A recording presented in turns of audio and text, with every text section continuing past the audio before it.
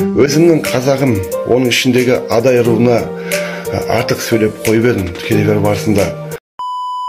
Сәлем достар, сіздермен бірге Куба и бүгін көретіндеріңіз. Құрметті қазақ елі, мен Мұрат Әбділда. Осыдан 1,5 ай бұрын тікелей эфир барысында өзімнің қазағым, оның ішіндегі адай руына артық сөйлеп қойып едім тікелей эфир барысында. Сондықтан дәл сол сөзім үшін өкінем және өкінішпен кешірім сұраймын. Адай руынан, өзімнің қазағымнан.